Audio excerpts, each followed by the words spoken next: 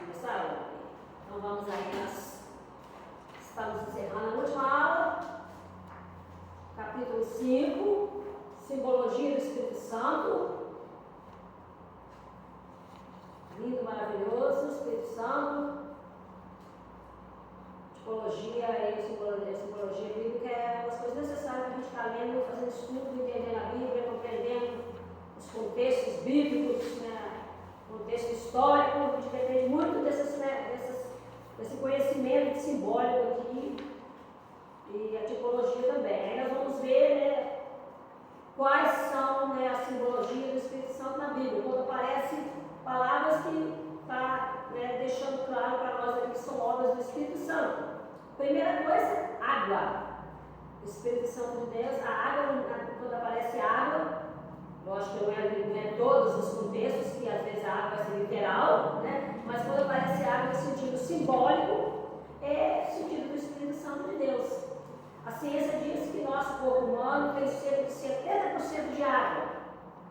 Uma criança de 0 a 2 tem 75% de água. A partir do momento que vamos envelhecendo, vai diminuindo a quantidade de água no corpo. Uma pessoa acima dos 60 anos tem 50% de água, que ainda é muito.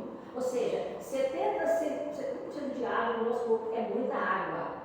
E Deus é tão Deus que a terra também tem 70% de água, como o nosso corpo tem 70% de água. É lógico que 70% de água da terra, a quantidade bem pequena, é uma água potável que nós podemos beber. Porque geralmente a água são águas, né, do oceano, do mar. Mas tanto o ser humano quanto a terra possui 70% de água. E a gente vai ver então como a água é tão necessária, por isso que Deus criou o homem com 70% de água, criou a terra com 70% de água. A necessidade espiritual do crente é que ele seja cheio do Espírito Santo. Como a água mata a sede, quando a água lubrifica, como a água, né, da saúde, a água serve como remédio, né? A água é um remédio. Como nós precisamos da água para sobreviver, nós precisamos do Espírito Santo para sobreviver espiritualmente. Uma igreja sem o Espírito Santo é uma igreja morta. Se nós ficarmos sem água por certo determinado tempo, a gente vai, a tendência é morrer. Nós podemos ficar sem comer muito tempo, mas não podemos ficar sem água.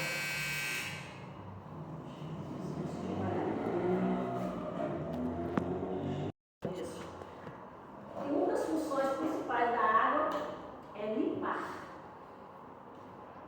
E o Espírito Santo de Deus, ele vem nos limpar. A Bíblia fala que o Espírito Santo nos convence da justiça, do juízo e do pecado, ou seja, faz uma limpeza espiritual em nós. Então, que a gente possa estar, né, cheio dessa água, que é a água do Espírito, para que a gente possa saciar a nossa sede espiritual e também saciarmos a sede dos outros. A Bíblia fala que nós temos que fluir rios de água viva, ou seja, nós temos que estar cheios do Espírito Santo para levar o Espírito Santo a outras pessoas. Depois, outra palavra que significa também o Espírito Santo é o vento. A Bíblia fala que o vento sobe para onde quer, como quer, e o Espírito Santo também é a mesma coisa, ele sopra para onde quer, como ele quer. O vento vem para refrescar, né, como para dar sentido de chegar e tirar, né, o calor, o incômodo. O Espírito Santo vem tirar, vem fazer isso. Mas a função do Espírito do vento mesmo, quando lá em Gênesis 2, 7, que Deus vai lá e sopra na narina de Adão, ali o sentido do vento ali é o sentido de fôlego, de respiração, sentido de vida. Nos vários ossos secos também do Ezequiel 37, quando aqueles ossos estavam todos secos, mortos, sem vida, há um sopro ali, que significa também sopro de vida. Então o vento vem indicar sopro, vida, fôlego, respiração. E nós temos vida quando nós temos o Espírito Santo. Se nós não temos o Espírito Santo, nós não temos vida. A Bíblia fala, a gente não pode apagar o Espírito Santo. O Espírito Santo tem que estar dentro de nós para dar vida. Um crente sem Espírito Santo é um crente sem vida. É um crente que vai se esfriar, vai se afastar da presença de Deus. Quando a gente vê um crente que não está muito desejoso de ir na casa de Deus, pode saber que o Espírito Santo não está ali agindo na vida dele como deveria agir. Porque quem está cheio do Espírito Santo não consegue ficar longe da casa de Deus, longe da obra, olhar a obra sendo feita e não fazer. Pelo contrário, né? Quanto mais cheio nós estamos, mais nós queremos, né, nos encher e encher a outros. Então nós vamos ver essa função aí de dar vida, como sopro, no sentido de sopro.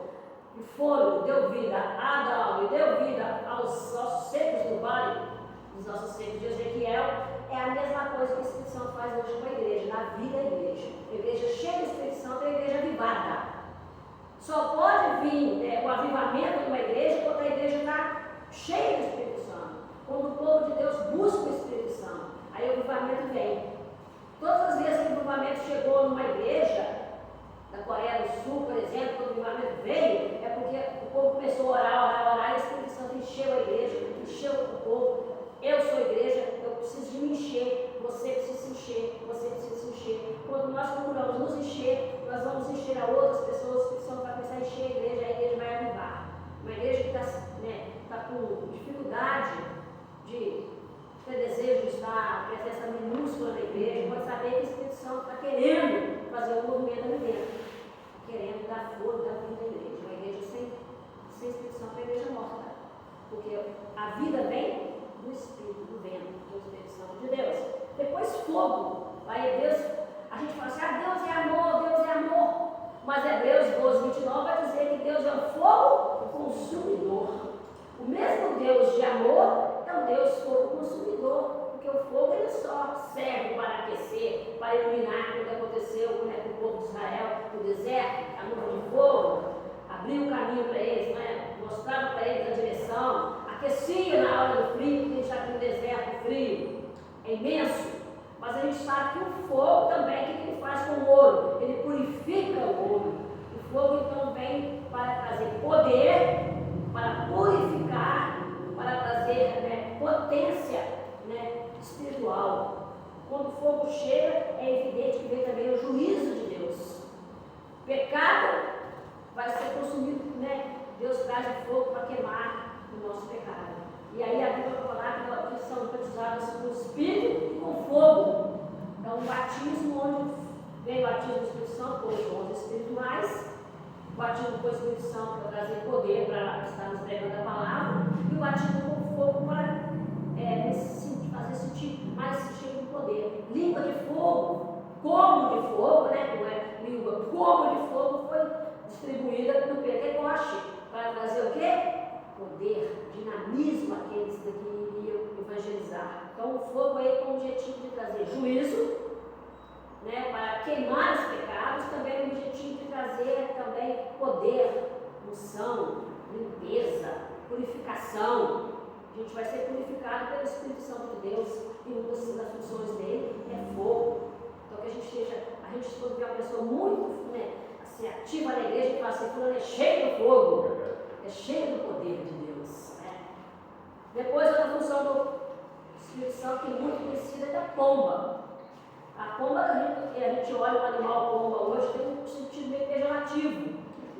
A própria, a gente vê aí na área sanitária aí, preocupado com pombos, porque quando ele defeca, é perigoso a defecação dele, as doenças até mortais. Mas o pombo lá, antigamente, no passado, era um animal considerado um animal limpo, tanto que as famílias pobres, nós estudamos isso lá no tabernáculo, que não tinha um novilho, que não tinha um cordeiro, levava pombo para oferecer em sacrifício ao Senhor pelos seus pecados. O pombo simboliza pureza, simboliza paz, simboliza gentileza, harmonia. Quando a gente olha para a cara do bichinho, a gente vê ali uma candura, a gente vê como uma candura, um animal assim pronto, tranquilo. Se você ficar no pé do pombo, eles têm para a gente, não tem medo, eles pousam na gente, se deixar até faz coisa a mais do que pousar, porque ele tem esse lado assim, mais fácil, mais ameno, simples. O Espírito Santo também é simples, o Espírito Santo também traz paz. A paz, Jesus diz, a minha paz vos dou, não dou como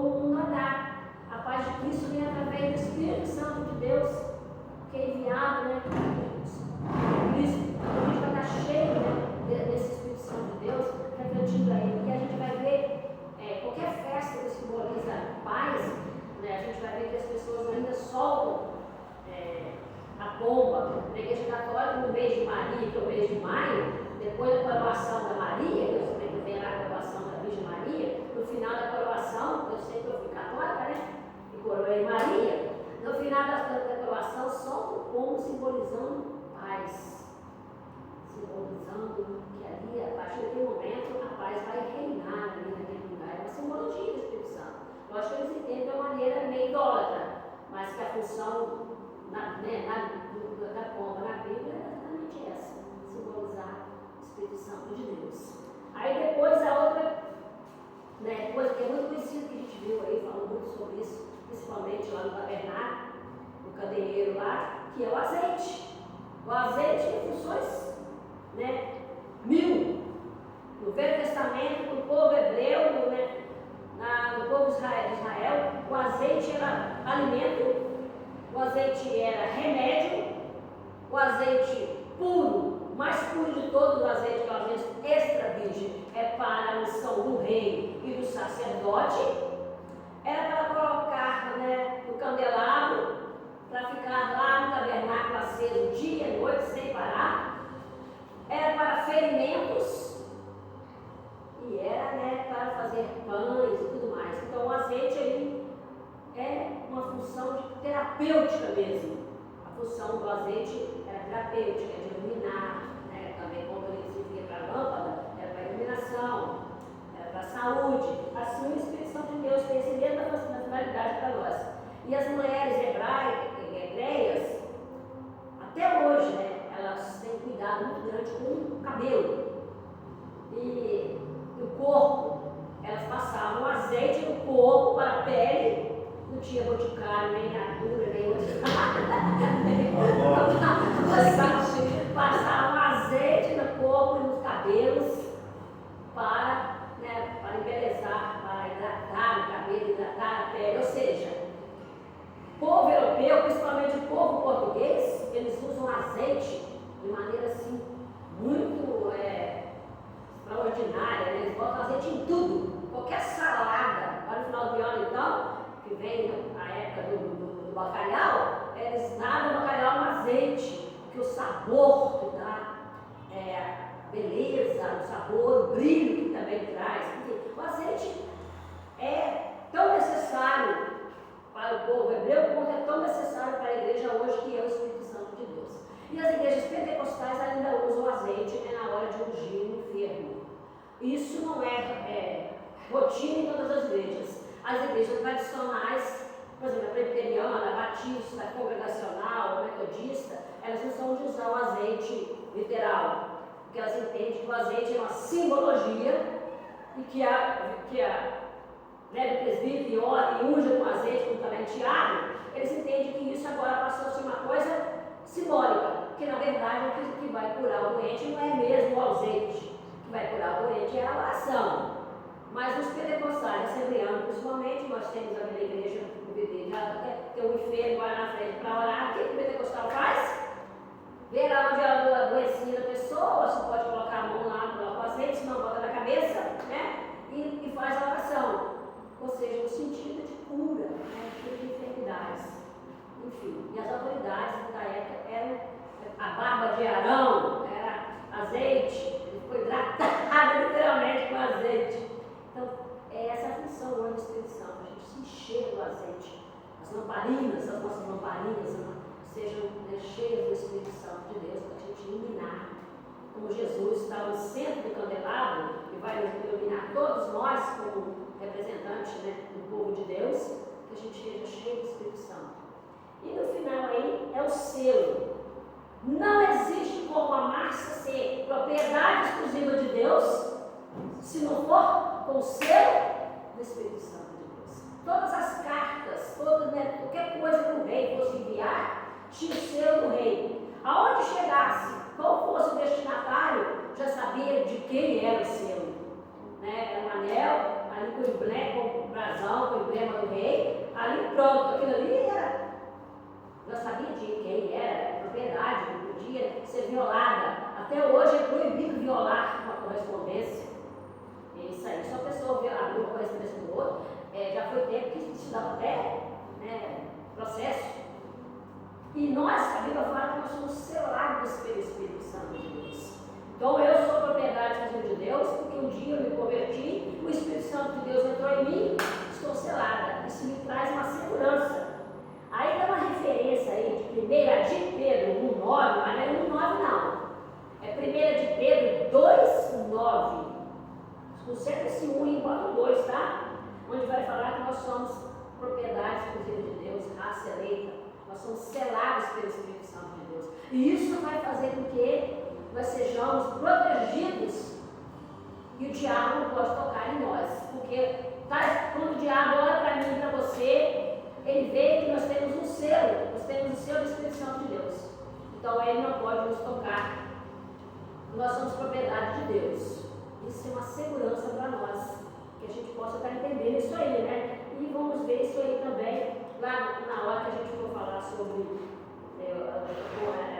capítulo 6, vamos falar mais sobre essa função tão importante de sermos selados. Todos os povos de Deus, todo o povo de Deus que foi selado, não vai ter a marca da besta. A marca da besta só vai estar naqueles que servem ao diabo, que não aceitaram Jesus, que não tem o selo. Nós não precisamos ter medo da 666, porque nós estamos o quê? Selados, somos propriedade exclusiva de Deus. É a Bíblia fala que ninguém nos toca, ninguém nos arrebatará da mão do Senhor, disse Jesus. Nós somos tocados pelo diabo, a menos que nós nos afastemos dessa presença de Deus. Senão nós seremos sempre propriedade exclusiva de Deus. Aí nós não vamos estar lendo, mas Apocalipse 7, 2 e 3 vai dizer também sobre essa função aí do selo lá na tribulação, que nós vamos falar quando o anticristo vai chegar, né, e vai tentar dominar, e muitos serão, né, seguidores do anticristo. Mas nós que somos selados não correremos esse risco, nós estamos seguros. Deus não nos jogou nesse mundo e soltou a corda e deixou. Depois lá deu corda no relógio, aquele relógio antigo da corda, jogou lá e deixou não. Nós estamos aqui, somos separados, somos propriedade de Deus. Temos um dono, e esse dono não vai deixar com que o diabo venha e venha tomar a nossa vida, a menos que a gente diga para ele que a gente não quer mais ele. Pelo contrário, se você não disser isso, você já está selado. Você é dele e o diabo não lhe toca, porque o Espírito Santo de Deus está dentro de nós.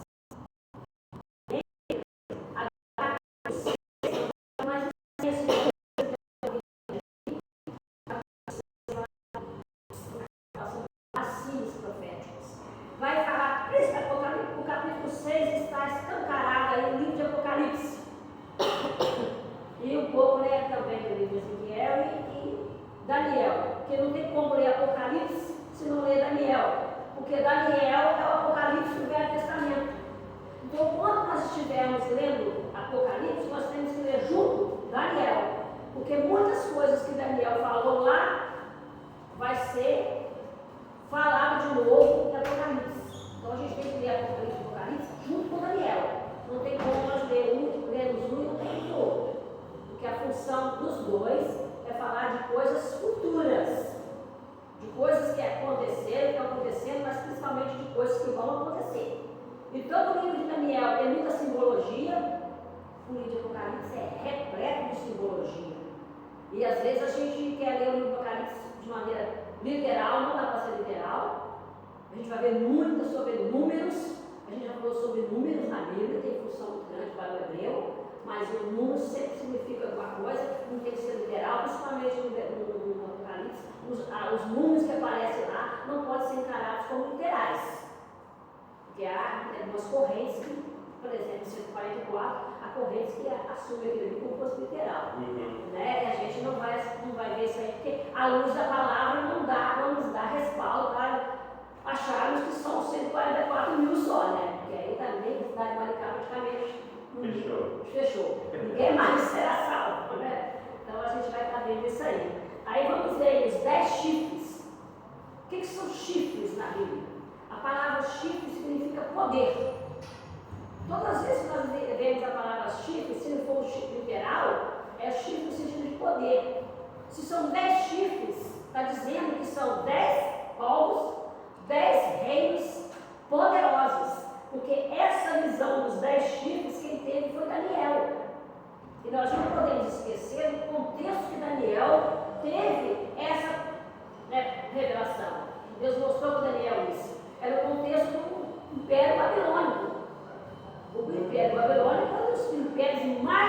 importantes.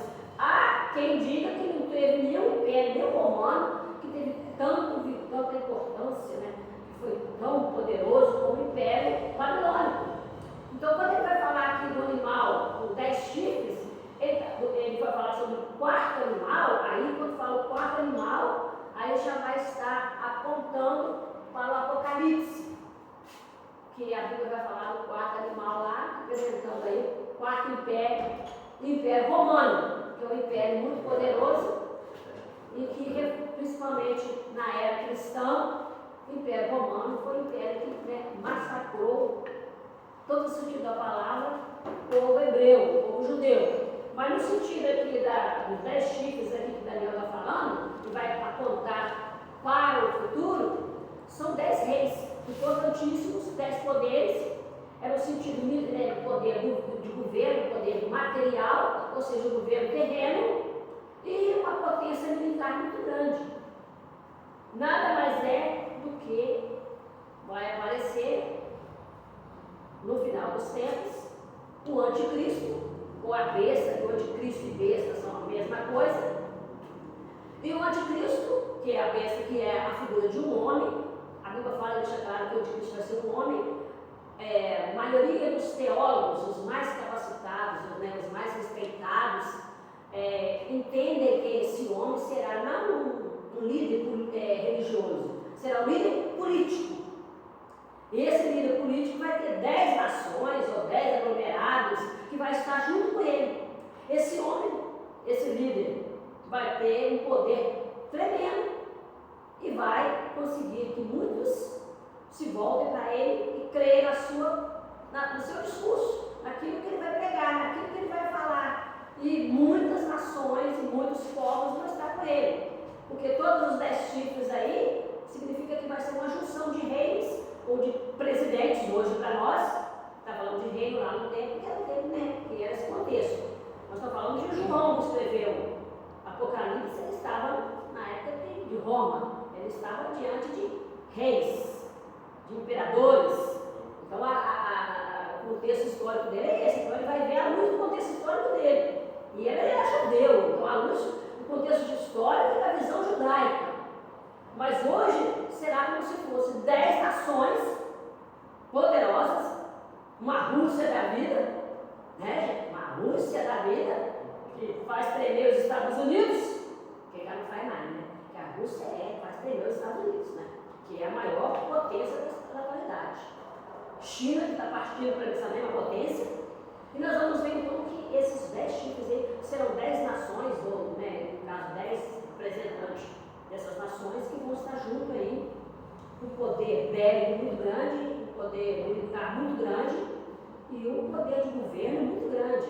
E não vai ser um líder porque o cara deve ser muito carismático, porque ninguém que não seja carismático consegue regimentar, né, uma quantidade grande de pessoas. A gente vai ficar aqui falando quem é que já falaram que era Nero, já falaram que era o Papa, né? Colocaram tantos, né? A gente não sabe que é o anticristo. Isso aí a gente tem que fazer, falar que a palavra não falar que a palavra não disse, a palavra não deixou o nome de ninguém, porque nós vamos vai ver quem tiver na época. É porque a gente, esse engano, acredita que a nossa visão é que a igreja já teria sido derrotada. Mas o anticristo seria, né? mas essa visão é uma das correntes. São correntes. São correntes. Como correntes são correntes? São vai ser Ninguém dessa. sabe que é certo, né? Se é verdade. Pode bater o martelo, essa corrente é essa corrente, né? Não pode bater o martelo, porque a gente não sabe. São teorias. São teorias. A verdade seja lá quais são as correntes, Jesus está todas as delas, creio que Jesus é Senhor, que Ele vai voltar, que Ele vai levar a igreja, que estaremos no céu, que o diabo, os seus anjos, todos eles vão para o inferno, como diz lá, e que no final o Apocalipse 21 vai cumprir o quê? O Senhor é o Senhor dos Senhores, é o Rei dos Reis, e o poderoso. Agora, se a corrente é pré, pós, isso dá uma discussão sem lógica, porque ninguém sabe. São modos de enxergar a Bíblia. Todos eles têm versículos dizendo, concordando com eles, né? Nós não temos essa autoridade para falar. A gente pode até falar na Bíblia de Assembleia, presbiteriano, Batista, mas na verdade o consenso somos filhos de Deus, somos cristãos, estamos esperando a volta de Jesus, Ele virá e nós queremos ir com Ele, e os mortos ressuscitarão, e que estão vivos serão transformados. Essa é a base, são os princípios. Agora, como que vai ser, não importa, né? O importante é que vai acontecer.